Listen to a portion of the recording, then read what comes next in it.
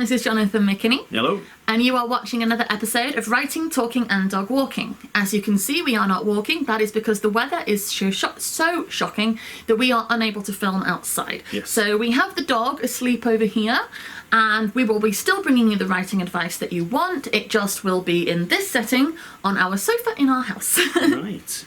So today we're going to be answering a question that we got on Instagram from Books to Life. Yep. And she wants to know, oh, I say she. I actually don't know if it's a she or a he. Okay, well. Books to Life wants to know. Yeah. What do you do if you started writing, you're enjoying your writing process, but you haven't got a major plot yet? What you've got is a series of scenes, characters interacting, things happening, but you haven't got a major plot yet. What would your advice be?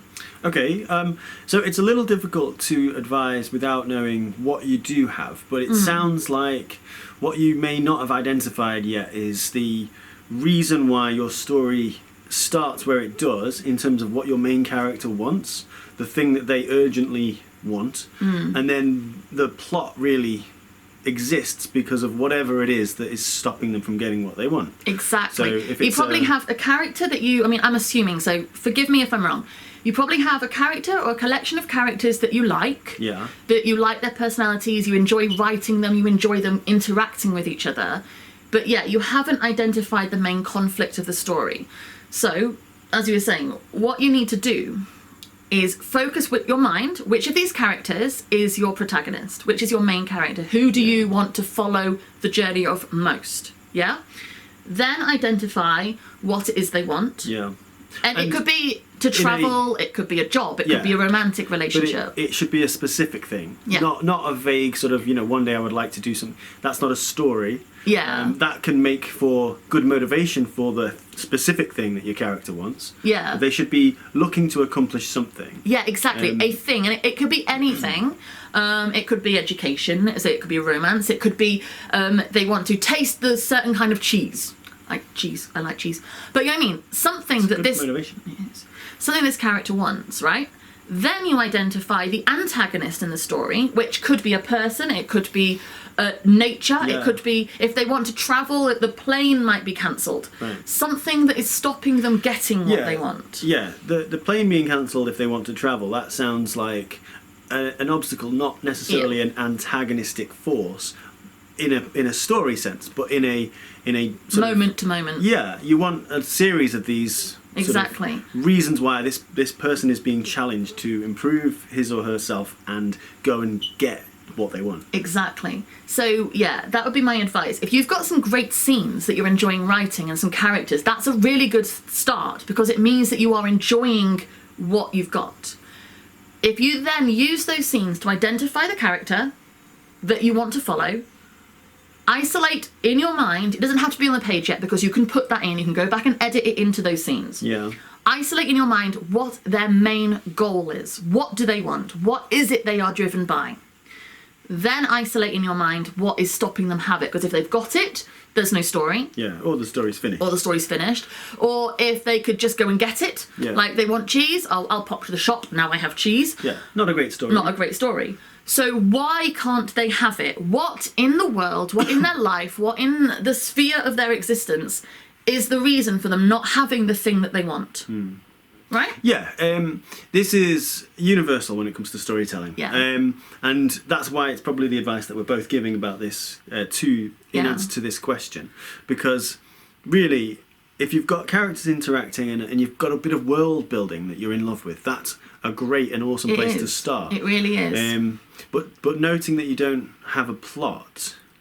And the thing is, I've been there because I will often start a book or a screenplay by having a person in my mind that I want to write, for whatever reason, a personality that I'm interested in, or somebody in a situation that I'm like, oh, that would be an interesting situation, a person who has had this life experience, what would they be like? Then, as you say, you can write and you can be like, okay, yeah, I do like this person, I do like it, but as you say, no major plot. So that's what you have to do. Yeah, and then you throw more and more obstacles in their way, and then as you do, the need to accomplish this becomes more urgent, and that is how you raise the stakes. It doesn't have to be like the world's going to end. It can just mean that for me, it'll be a personal disaster if I don't get this now, even more so than it was when I started out in pursuit of it. Yeah, exactly. Yeah. So yeah, that would be our advice. And yeah, you can still then, the characters that you're enjoying writing and the scenes that you're enjoying, the interactions you're enjoying writing, use them, but you can then have them following a thread that it will keep your audience engaged. Right. And you can do all the bits that you've been enjoying anyway, but with purpose. Yeah. You mentioned conflict, and conflict is, of course, fuel for your story. Yeah. And for your storytelling. And if you feel like your story has run out of fuel, then you create conflict in the form of people, society at large, a person's own capabilities. It might be that they want to accomplish something that they're not capable of without pushing themselves to be better. And you'll find the answer, and you'll suddenly be able to move really fast. Your hands will be on the keys energetically, because you know.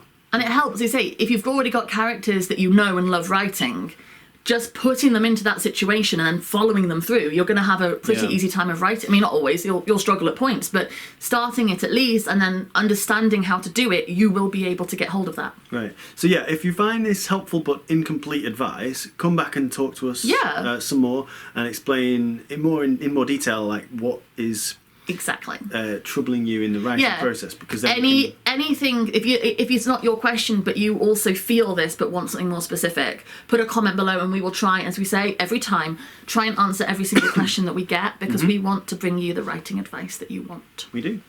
So thank you very much for watching. If you could like this video and subscribe to our channel and turn on notifications.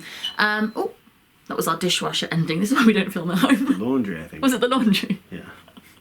The glamorous life of writers. If you could subscribe to this channel, turn on notifications, all of that sort of stuff, you'll help us grow, help us bring you more that you want, and we really appreciate it, so thank you very much.